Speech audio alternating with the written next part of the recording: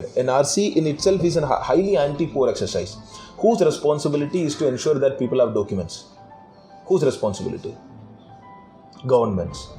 Can we say that government has done its duty? There will be millions who are not having documents even now. Whose failure is it? Government's. And do you think the citizen is to be made at fault for that? For the government's failure to provide documents, should the citizen be made to suffer?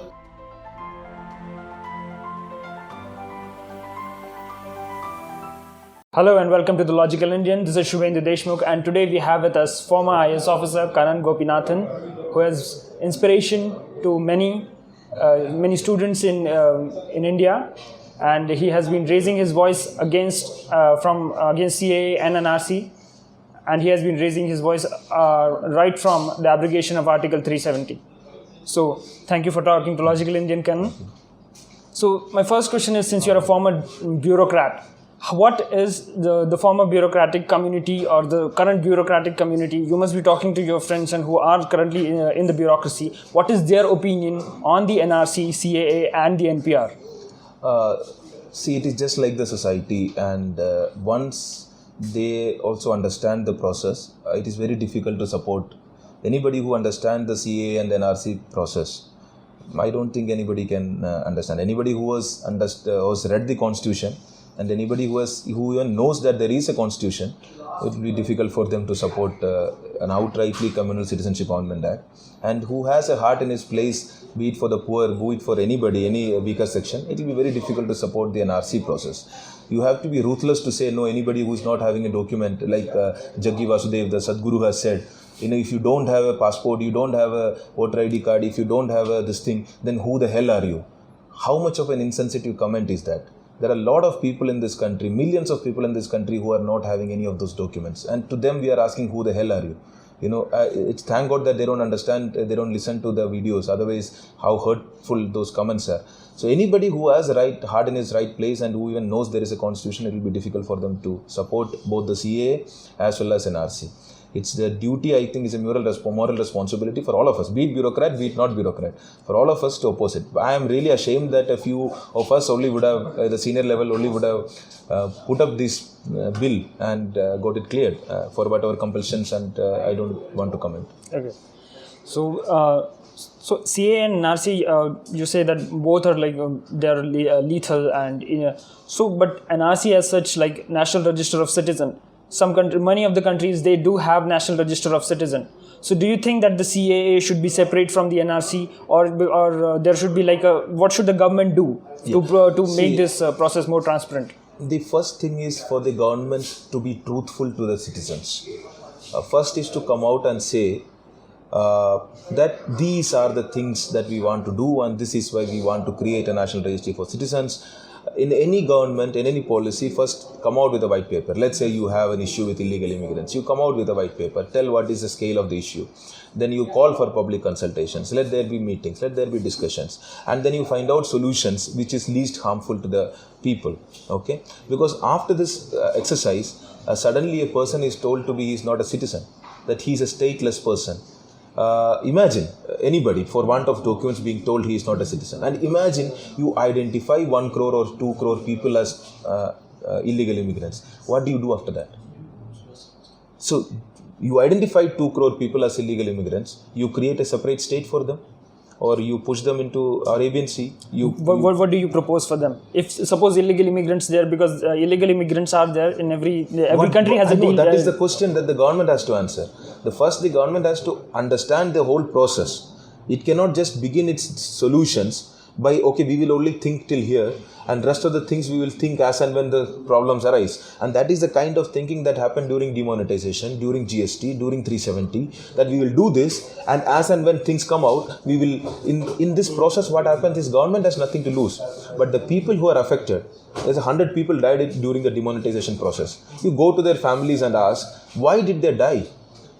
I can understand due to government failures people dying, but an outright policy which harassed a billion population, government policy was to harass a billion population. How can you have such a policy? Because you did not think through. The same thing is happening here also. They are not thinking through. If they think through, for every question, let them come out with answers. After that, they can go ahead. NRC in itself is a highly anti-poor exercise. Whose responsibility is to ensure that people have documents? Whose responsibility? Government's. Can we say that government has done its duty? There will be millions who are not having documents even now. Whose failure is it? Government's. And do you think the citizen is to be made at fault for that? For the government's failure to provide documents, should the citizen be made to suffer? So NRC as a concept that some countries are having, many countries are having so many, but India is such a vast country. India is having such a unique history, a unique thing. We have to be a little patient with our nation building process. We cannot be so impatient. We have to be patient. Build slowly. If you want to stop illegal immigrants, try to better fence or try put protection measures on your borders. Try to understand and put external pressure in those countries due to which people are coming to this country. There are many ways to stop it. But at least start with a prospective thing. But the government has released, like in the Home Minister Amit Shah, he has given in some interviews, he has specifically mentioned that NRC is not right now. We are proceeding with NPR. So, do you think that the government is talking to the actually, people? Amit Shah has said so many things. It's very difficult to trust him on anything. Amit Shah has said that initially that people are trying to confuse people by saying there is only going to be NRC. It is not the case. This is during the West Bengal time. There is only going to be NRC. That is not going to be the case. First, we will bring Citizenship Amendment Act. Then only there is going to be an NRC. Because at that point of time, people were opposing NRC. Then people started, rest of the population started opposing Citizenship Amendment Act and NRC combination. Then he started saying there is only going to be Citizenship Amendment Act. There is not going to be an NRC. Whereas it is his statement continuously that there is going to be a nationwide NRC. Even during the discussions in Parliament for the Citizenship Amendment Act, he has made a statement in Parliament very clear that Kaan khol ke sun lo, there is going to be an NRC, nationwide NRC. So what was he lying in the Parliament? There is a presidential address to the Parliament where the President has stated that it is the government policy to have an NRC. Was the President lying to the Parliament? So these statements, as and when you say one thing, then you change to another things, that I don't think you can, first thing is if there is no NRC, let the government come out with a statement that there is not going to be an NRC. A resolution, let the Parliament resolve that there is going to be no NRC. If the government is true to its promise, let the Parliament resolve saying that there is not going to be an NRC at all. First part. Second is even without NRC, the Citizenship Amendment Act itself is unconstitutional and communal. And that has to be fought on its own merit, even without the NRC part. So, I'm very sorry that Amit Shah wants to threaten people, and he wants to scare people, but he do not want them to be so scared that they are out on the street. He wants them to be only that much scared that they sit inside the home. They are scared to be inside the home. They don't want to be scared enough to get out on the street. But that is not for him to decide. He can make his statements, but people are going to respond in the way people deem as fit. So, talking of streets, there have been many protests against CAA. Some are like normal, peaceful protests. Some are like in the Delhi, what we happened, like we see Chandrasekhar Azad Ravan, or maybe in JNU, Red Meet Jamia. Have the police have reaction? How do you see that this is suppression of dissent as the government? If you look at the places where protests have happened, and if you look at the places where violence has happened, it is only in such places where the state has initiated the violence. The state repression has been the biggest form of violence, not the protest. Protests were not violent. The repression, the trying to curb any sort of dissent, trying to do lathi charge on people who are peacefully protesting. So, for a long time we thought that people should not come out. The Article 19(1)(b) is not a right to be exercised. We forget that this country got freedom through that. Even that was not a right. People got out on the street and got the freedom. In emergency, people got out on the street and said this is not something. A lot of acts who have come in this country are because of Andolan. A lot of acts which has been repealed are because of Andolan. A lot of acts which are amended are because of Andolan. But suddenly we are saying, Parliament will decide. No. And people go to a lot of protesters and ask them, do you even know what Citizenship Amendment Act is? I would suggest them to go and ask those people, the 350 people who voted for Citizenship Amendment Act in the Parliament, those MPs, that even they know what they voted for? Because In India, earlier, bills used to be brought out and kept on the website for public consultation. People used to comment on that, pre-draft consultation. It was a process. People used to comment on that, and then it was taken to the cabinet, and then after that it used to go to the parliament, then it was given to a select committee where again people are used to depose. So there was a consultative, a deliberative, a dialogue-based process where through a bill is passed. Right now, if you see the bills are passed, you bring today morning, and by night it is an act. Because everybody say yes, everybody says yes. That is not the way to run a country. That is not a way to run a democratic country.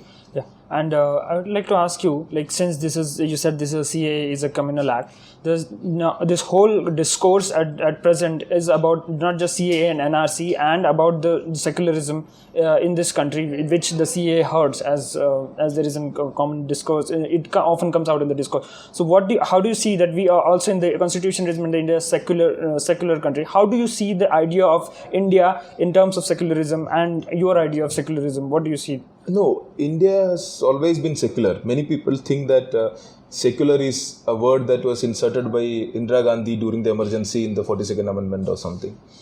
India has always been secular from its very inception. When we rejected the two-nation theory, it was on the premise that India would remain secular. And the secular nature of the constitution was also affirmed in the Keshavanand Bharati case, before even the secular word was introduced. So people are even thinking that India became secular in, that word is, whether it's there, it doesn't matter. But in that context, if you see, the very simple fact that there can be a religion-based law and a religion-based citizenship provisions in the country, that is at the very base of what we are as Indians. And this is the beginning. And once we start this process, I'm not worried about the result alone. The NRC as a process, or the Citizenship Amendment plus NRC as a process, the process itself is going to be an exercise in hatred, where people are going to complain about X, people are going to complain about Y, and it's also going to be an exercise in bribery, where we are going to get to the government office and get documents for paying money. And this is going to be our favorite time pass for a long time. So you resigned because of an abrogation of Kashmir. So how do you see presently the situation in Kashmir? I did not say that I resigned because of abrogation.